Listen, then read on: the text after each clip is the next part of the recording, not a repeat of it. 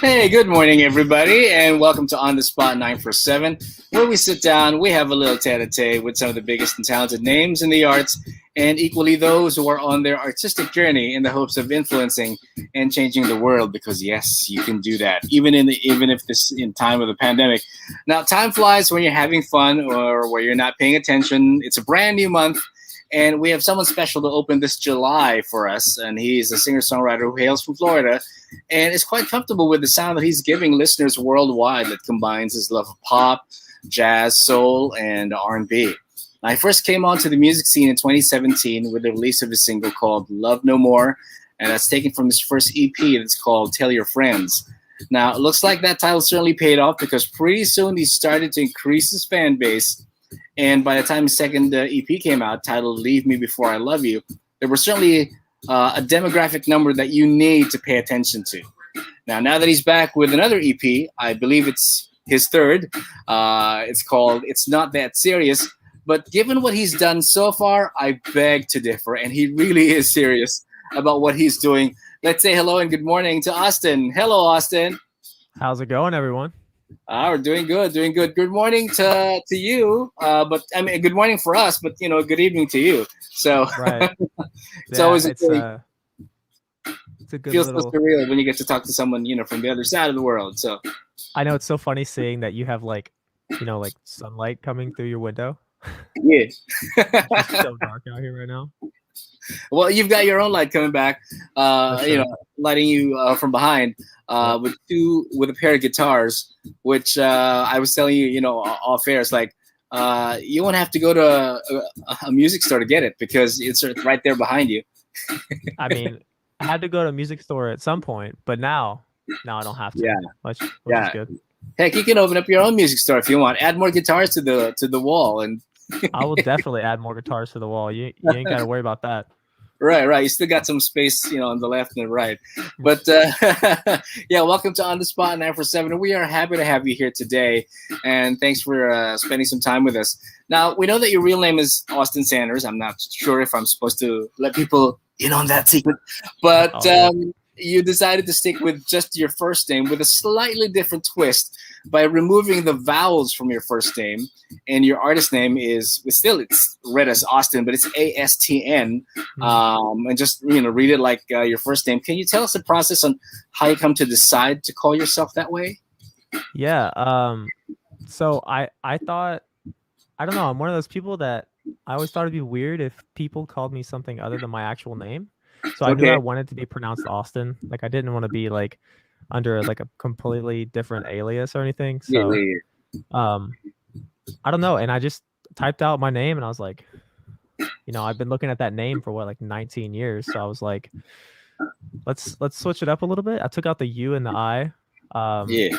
And I don't know, it's something to fun play with there, like you and I. I almost had a song called You and I just for that, but yeah, I just took those letters out and kind of rocked with the little 4-letter all caps look. And Right. I think one of the biggest things in like in the industry like nowadays is kind of like the look of the name as well as just like how it sounds, and because it's a very like visual industry as much as it's like music. Like when you're going through That's like right.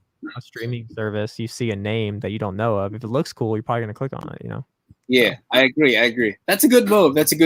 Plus, if in case you get to be charged per letter, you get to be charged a little bit less now because you took the vowels out. So, that's so true. So true.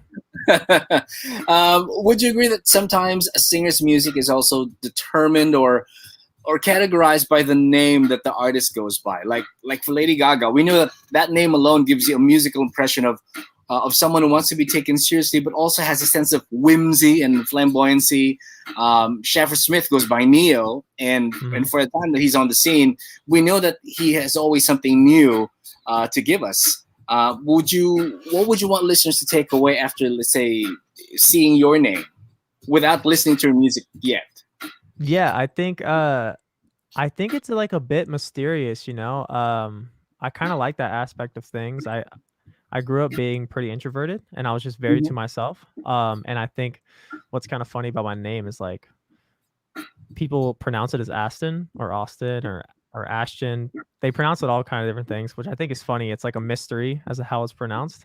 But I do like the mysterious kind of vibe. You know, there's not a lot to it. It's just just all right there, but it's kind of like a little bit of mystery to it. Right. Also, you got to kind of like dig a little bit deeper if in case you want to Right. know, you know.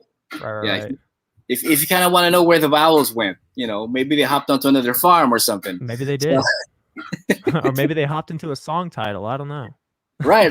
Of which you still owe us because you said you wrote something that's called You and I. So we can't wait to hear that. And hopefully, you know, down the line you get to include that in a brand new EP.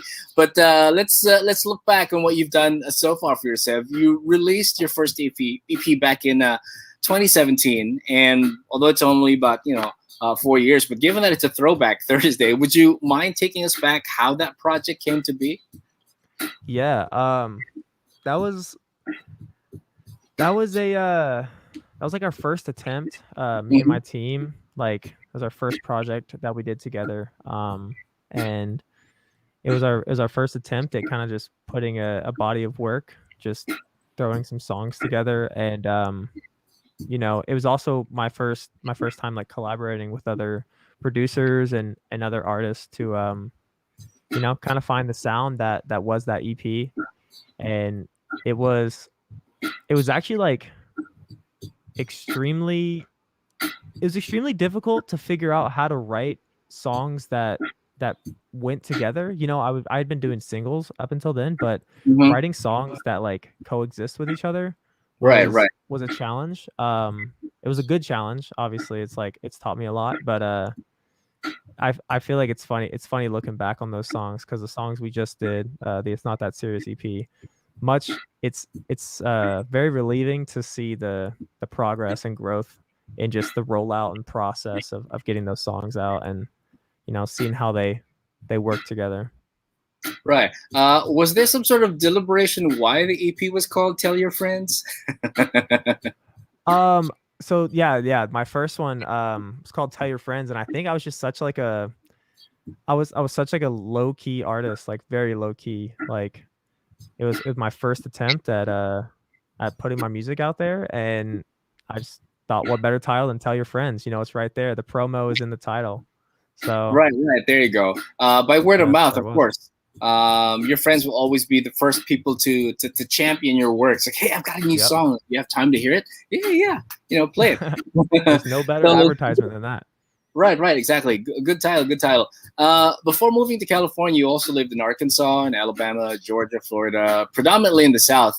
Do you think those places that you lived in contributed to how you listen to music or the kind of music that you naturally feel drawn to? I actually think so, like subconsciously. I wasn't really thinking about it back then, but you know, I grew up on country music. My dad and my mom were both really into like traditional country music and kind of grew up on that. But then I fell out of that around like 8th or 9th grade and kind of just wanted to find my own thing that a lot of other people in, I guess, in the South or like that area weren't really listening to, or at least in my school or whatever. So I kind of clung on to like the R&B side of things. And I mean, that's definitely molded my sound as to who I am now, and kind of like where I want to go with like the pop influence thing. And obviously I was like, you know, pop is always going to be around. It's whatever's popular. So that was always influencing me. But I think it's funny because now I'm a big country music fan again. Like, I love it so much. The storytelling. Music singer or band. Just overall, like overall. Oh, okay. I've always been drawn to Lady Antebellum, although they call themselves Lady A now. So, yeah. Oh, you talking about like a country artist? Yeah. Oh, recently, I'm a big Luke Combs fan. Okay. I used to like Joe Nichols a lot. Joe Nichols was like super, super cool. My dad used to always listen to like one of his first albums, and I recently re-listened to it again. It's like big wave of nostalgia. So brings you back, right? Brings you back. Does. Yeah. I'm curious that you've talked about the music that your parents listened to. I've always been interested in asking our guests about the kind of music their parents would listen to growing up, and inadvertently, whether you're aware of it or not, it does influence the way that you consume music, you listen to it, you're drawn to it. I was wondering, apart from country, did they listen to a lot of soul back then? Because there are certainly elements of that in the songs that you make, and I am very much digging it. Actually, I don't really think. I mean, at least when like I was a kid, I didn't hear a lot of soul music. I heard a lot of rock and a lot of country music. My dad was a drummer. Oh, cool. So that was like very like drum centered genres, you know. Got some great grooves in country music and rock music, and it's a good solid foundation for a drummer. So Right. But no, So I found my love for, yeah, I did. I played drums growing up. That was like my main instrument, and I thought I was going to do that for the rest of my life. But that actually led me into I went to college for jazz. I was going to be, yeah, I went there for like a year and a half and studied jazz drums. So that was actually where I found my love for soul music, like jazz, soul, just the neo soul stuff. Honestly, is, you know, I ended up dropping out, but I thought it was very crucial and like a great year and a half of my life to really mold me to who I am now. Awesome. Let's give the listeners an idea of your first song. It's called "Love No More," and so they can see the transition. Awesome. Yeah. You were looking for love no more. You're just looking for comfort. Go cry me a river till you drown. Go find you another. You ain't looking for love no more. You're just looking for comfort. Go cry me a river, drag me down, but I'm not going under. Yeah. Girl, I used to make your heart race.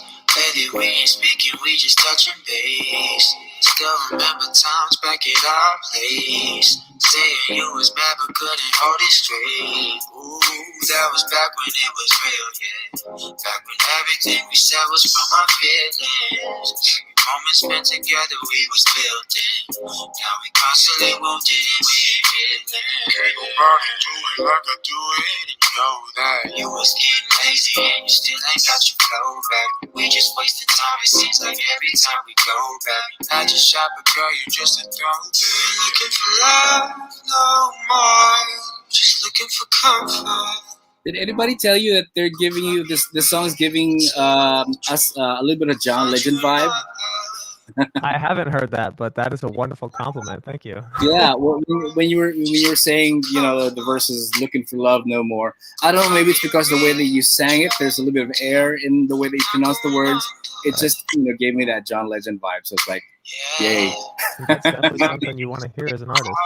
Yeah, true. Hold on. Yeah, we'll play some more songs of yours for listeners to preview, and I'm sure that we'll get references here and there. Some of them might be the ones that I'm not even thinking about, but these days it's not just the kind of music that you listen to that would make an impact as, let's say, as a society. We seem to be fixated a lot on data, on numbers and statistics. Now, that's all good, but do you think it puts pressure on you as an artist to always be upping your game in order to validate the statistic? Or it should be that the going concern should be that I am an artist because I do what I feel at the moment and not really because of the numbers that I'm seeing in front of me? Yeah, I mean, I think the pressure is always there, regardless of if, you know, you put it in the back of your mind or whatever. It's always going to be there because it seems like in today's world, numbers just rule everything. But I'm a firm believer in, you know, just go with your gut, and even if the numbers aren't adding up to, you know, what your standards might be or expectations, I mean, just keep pushing and they'll get there. I mean, that's where I was at. I mean, I was putting stuff out on SoundCloud for so long and was getting like, oh God, yes, SoundCloud, yeah, 5 views a video or 5 views an audio or whatever. So I was getting nothing, but, you know, I was doing it out of love. I just loved making music, and I loved just, you know, the journey and the process of creating it, and you know, the adrenaline rush of releasing it and seeing what people said about it. So yeah, I used to be pretty into the numbers when I was like first starting, and they did get to me a little bit, but I mean, now I'm much more focused on like building more of like a community and just like Yeah. that very solid like fan base, and like, you know, out of whatever the number is, just you're always going to have that tight group of people that have like supported you from the beginning, and like I feel like that's a very important like foundation to build first. Right, exactly. I mean, if you have your core group, who cares about the numbers, right? I mean, you know that you have a solid base, Exactly. and the base, as again, to reference your first EP, tell your friends, they're going to be telling their friends about it, and so in a way, that's your way of establishing that ripple effect that you want to happen. Yeah. So after releasing your first EP, you also had a song that's entitled Flowers, which greatly reflects the proof of data that any artist, aspiring or established, would love to have, and that's 10 million streams. Wow, that is just a data that's enviable, hands down. For those who have not heard it, let's give them a sample again of that one particular song. I've been running around all day, picking these flowers for you. I swear you don't appreciate all the things I'm doing for you. And I've been running around all day, picking these flowers for you. Oh yeah, I swear you don't appreciate me. There really ain't that much to say. Cause baby, I ain't got room for a broken heart. Had to throw it out, no use in broken parts. Had it working overtime, it's all broke apart. I was broken down, girl, so I ain't got room for you. No more, no more. So I ain't got room for you. Yeah. I've been running around all day, I put in those hours for you. I know you don't appreciate all the things I'm losing for you. Yeah. There's no coming right back, I'm getting my mind back. And girl, if I hurt you, well you should go ice that. Cause I don't say sorry no more. I know that I'll just be ignored. I can just chill all day to this.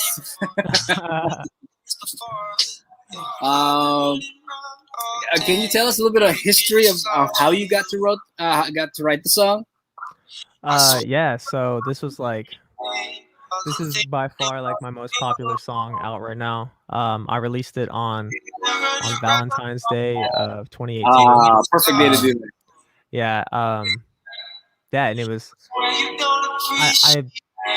I know I made it in my bedroom, my parents' house. I just found this one little preset, and it was like the one you hear throughout the entire song, the little keys in the back. I just wrote the entire song to that. But yeah, I mean, I was going through coming fresh out of a relationship, and just needed to get something off my chest, you know. And that's pretty much how it came about. I mean, very similar to Love No More, you know. I was just pretty much off the same relationship, and just had a lot to talk about because those were my first, like, that was probably my fourth or fifth song I've written, and back then I still had a lot to talk about all the situations. So it's funny to see that it's become what it has. And you know, that's a testament to a song that's relatable to everyone. People get to identify. People get their hearts broken from time to time. Not that it should be done every day, but yeah. And nothing will, I guess, be a good catalyst for an artist to make something good out of it, or to make a statement about what happened to them, other than something that is, you know, not so pleasant, and you make something out of it and craft something positive after that experience. Some people are saying hi to you today.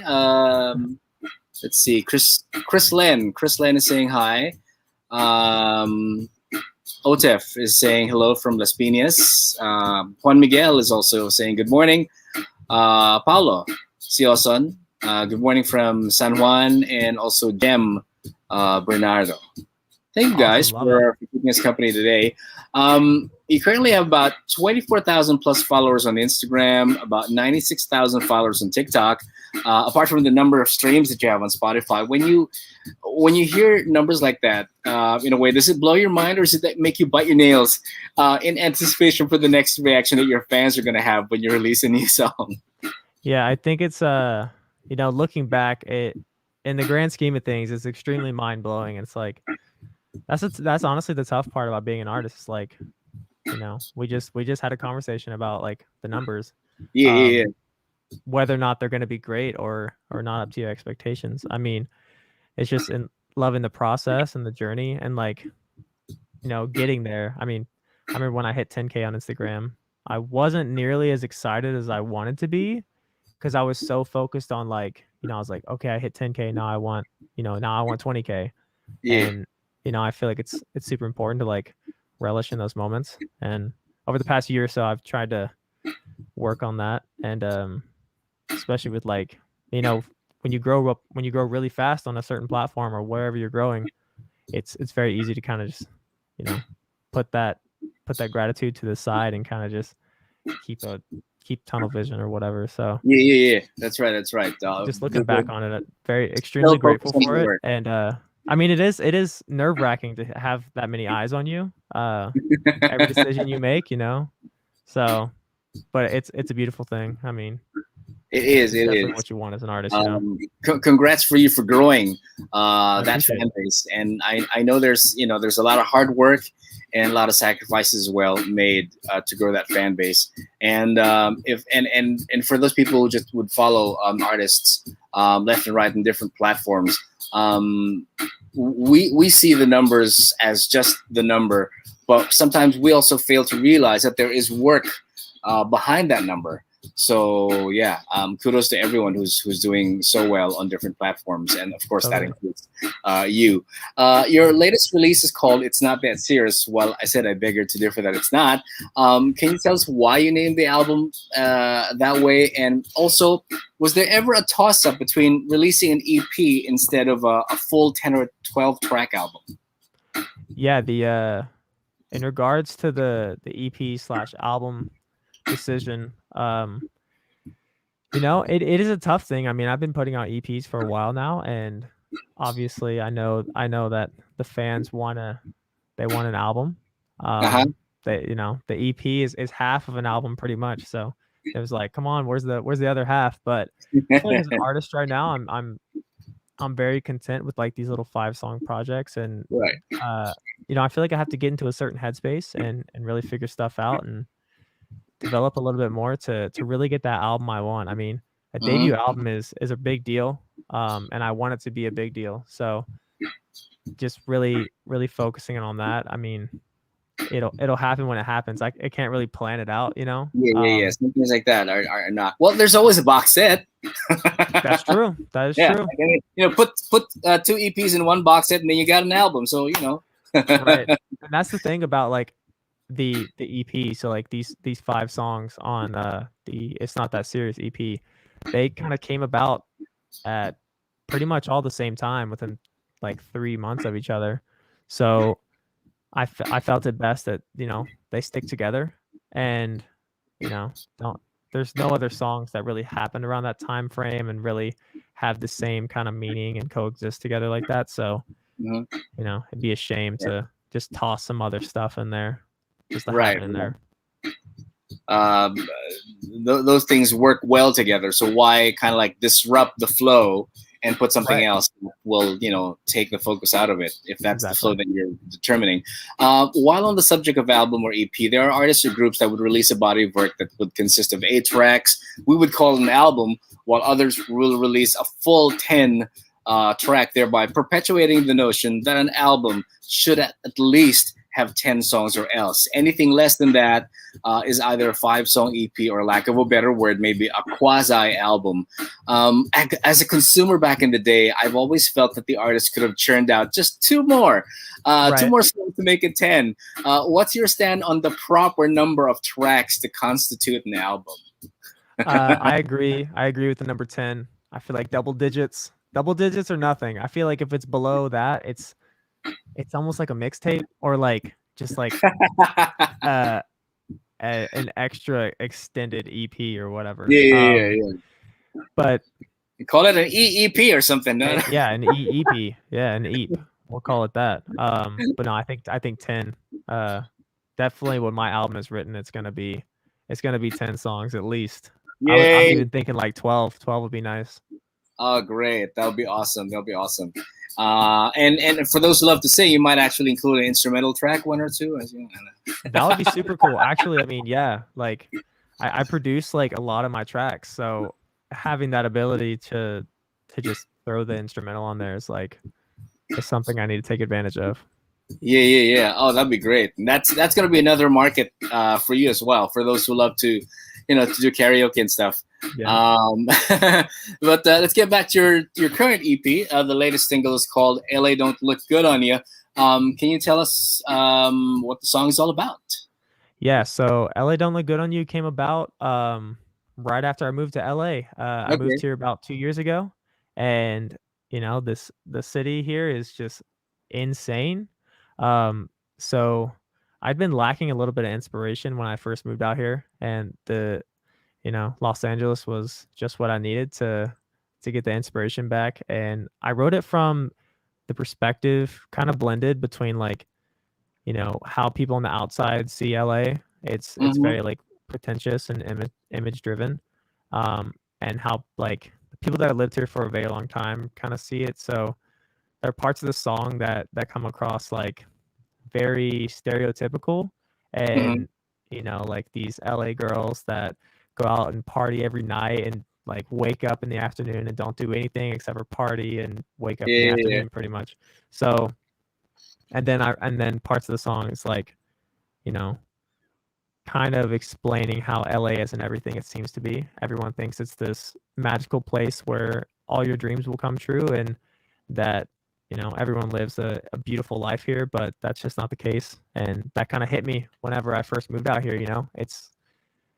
It's all about what you make it, and that goes for every city, I think. People can say the same. I guess probably New York as well. Yeah, if you really, when I first moved out here, I was in my apartment for I hardly ever left my apartment, so it's like there was no difference to me living in LA than me living in Florida. So just take advantage of what you got, and as long as you got to also have that particular sense of I guess both mindset and the way to look things beyond from what you see in front of you, right? And you're able to look forward as it is. Totally. Let's take a listen, shall we? You gon' drive me wild. LA don't look good on you, baby. Out all night, Uber X outside. LA don't look good on you, baby. Fendi open bottoms, you can keep your problems, baby. I don't want them alone. Louis bag of Prada, you can keep your problems, baby. I don't want them alone. I don't want them alone. Roll 5, you gon' drive me wild. LA don't look good on you, baby. Out all night, Uber X outside. LA don't look good on you, baby. All your friends look the same, I can't tell who is who. Every night I see you out with somebody new. Losing your keys and picking up an attitude. Stay out too late and wake up in the afternoon. Fendi or red bottoms, you can keep your problems, baby, I don't wanna. Louis bag on Right. It may be your latest, but I know that you've got 2 other more singles that were released from the EP. That's What's It Gonna Take, and the title track is called It's Not That Serious. And I'm equally digging those 2 tracks because I feel that they're obviously more soulful in tone, and listening to those 2, feel like you embrace your appreciation and roots for soul music more than your previous releases, to a point that if your EP gets classified as neo soul, I feel that it can very much fit, especially that wonk wonk that the guitar does. I am digging that so much. It's the kind of guitar like that. I remember hearing it in my favorite Vanessa Williams album from the 90s. It's called Next. Cool. And Maxwell also uses that a lot on his own records. Was that a deliberate inclusion to make it more neo soul sounding for this particular record? Absolutely. I love the wah pedal on a guitar. It just makes it sound like more like lush, and like it really does add that like neo soul kind of feeling to it. It's almost like, it's funny they call it a wah pedal, but it's like okay. So it's not a guitar lick. So I'm using the wrong term for it. No, it is a guitar. It's a guitar, but like with a pedal. So it's like it's got like that effect on it. But it almost sounds like the guitar is like crying almost. It's like wah, wah, or whatever. So no, I definitely wanted to include that more. And I honestly love the sound so much. And yeah, it's in both of those songs, like both of the neo soul sound. So that made me stop dead in my tracks when I first heard. It's like, wait, did I just hear what I? Yeah, I remember first hearing it from D'Angelo. And right. D'Angelo.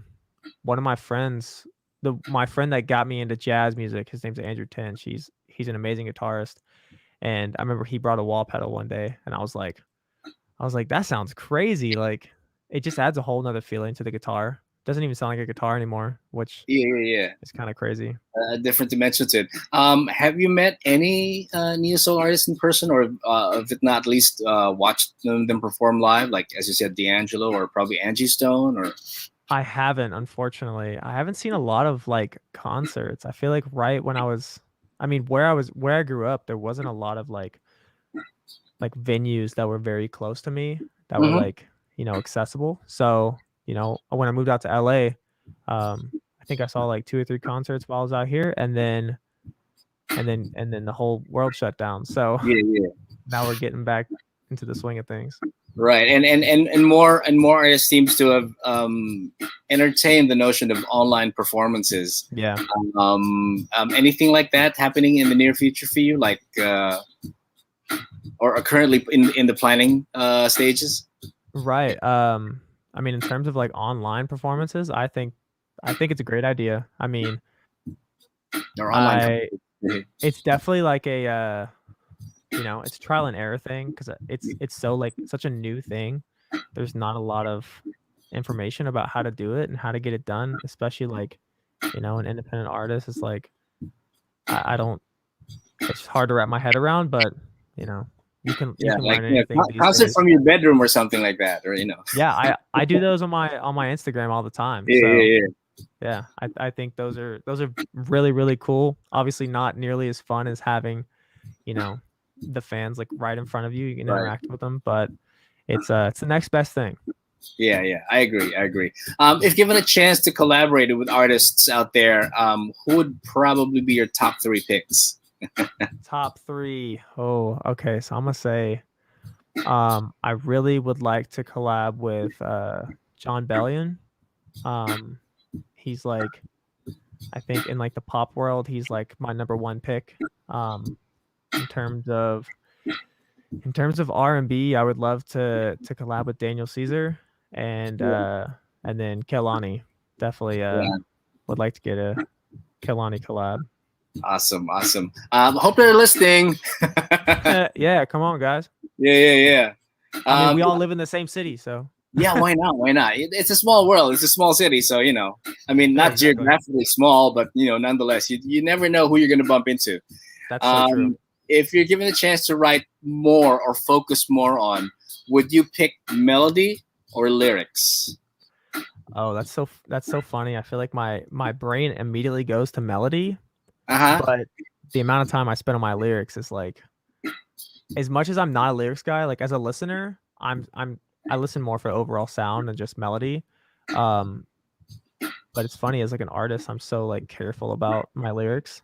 But the first thing I do is melody. I feel like melody is king. Melody Melody, rules okay. all. I mean, you could have the best lyrics in the world, but if the melody's not there and memorable, it's like no one cares really. Right. But I suppose there'll also be sometimes wherein both of them come at the same times, like one Right. phrase and then there's an attached melody to it that you just can't seem to, get it out of your head any other way. So you just feel that you have to follow that particular process. That's definitely that's very common for me. I'll mumble, like I'll start out with chords and then I'll like start to like mumble a melody, and there a lot of times there is like words attached to it. Mhm. And once those words kind of get into your brain, you just cannot hear it any other way. So you just have to roll with that. Yeah. If you're given a chance to, let's say, redo a portion of your timeline, musically, that is there anything that you want to change or make better? I mean, That's there's what I like, get from watching Loki. And it's all about time these days for me. yeah. So I feel like obviously there's like plenty of like rollouts, things that like could have gone smoother. Like I said, we've learned a lot. Me and my team have learned so much about like the proper way to get a project out there. Because we're still getting comfortable with the whole project thing. But I feel like everything happens for a reason and everything works out. So, it's not that serious. That's the whole point of the EP title. And it got me here, so trust the process. yeah. I probably wouldn't change much of anything. Good. Right. And if you take things a little too seriously, you also kind of like leave out the fun out the window, or out the door. So, Yeah. What's the point of doing that if you're not having fun, right? And that's what got me into it. It was fun for me to do this, and it was what I love to do. And taking the fun out of it, just what's left. Yeah, I agree. Like most digital music these days, you can listen to your album and your back catalog. That sounds so good. Okay, you have a back catalog. You can listen to that on Spotify. Of course, I assume Apple Music as well, and all other digital music retailers. For those who want to bug you on social media, where can they find you on social media? Yeah, I'm ASTN Music on literally anything. So Okay, on all gotta platforms. keep it consistent across every platform. Yeah. That's right. You can't make it too hard for people not to find you, or else. Oh yeah, that would be a nightmare. Yeah, I agree. Also, you have a lot of Filipino fans out here. For all of us who listen to your music and stream it day in and day out on Spotify. Any special message for them? Yeah, I honestly, it's really hard for me to wrap my head around. I've never really been out of the United States or like North America, or just left this chunk of land here.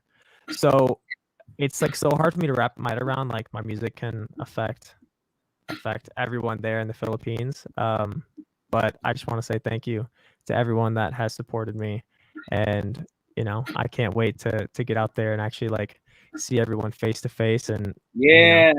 put a Yeah, face yeah. to the names that have been supporting me for so long. So yeah, I Awesome. just wanna say thank you for the support. Have you learned a Filipino word or two along the way? Has anyone taught you any? No, I have not. Not yet. Oh, okay. Oh, good. I would love to do the honors of teaching you a Let's couple. go. If in case someone gives you something, of course you say thank you, and thank you in Filipino is as salamat. Say it again. It's SALAMAT. Salamat. Okay. Salamat. Yeah. So that's thank Okay. you. Yeah. Cool. Yeah. And if you see someone who looks fun and awesome, and pretty, and you call them maganda. Maganda. Yeah. I'm gonna tell that to my girlfriend later. Okay, good. and if she asks you, where'd you learn that? It's like, that's a secret. Can't tell you. Yeah, can't tell you. Can't tell you. And she can be like, what does it mean? Can't tell you. Can't tell you either because you forgot. Thank you so much, Austin, for joining us today. I wish you well with your music. I hope that it touches more listeners out there, not just here in the Philippines, but all around the world. And if that is the catalyst, and if not the inspiration for you to make more, then let it be. And we can't wait to play more and more new stuff from you. All right. Of course. I wish you well. I wish you peace and creativity. And when the world finally opens up, you're always welcome to drop by and come visit us soon. Absolutely, can't wait. It'll be one of the first trips I take after all this thing is settled. So. All right, that's well. I'll put a note on that. Put a note on it. Yeah. Right. Reminder. Bug Austin, when are you coming over to Manila? There you go. Right. All right. Thank you so much, Austin. This has been Kaz for On the Spot 9 for 7. Till the next edition, we shall be on the lookout for the next artist that we're going to be putting on the spot. Keep it right here. All hits, Mellow 94.7. Sounds good. Bye, Austin. Take care. Bye.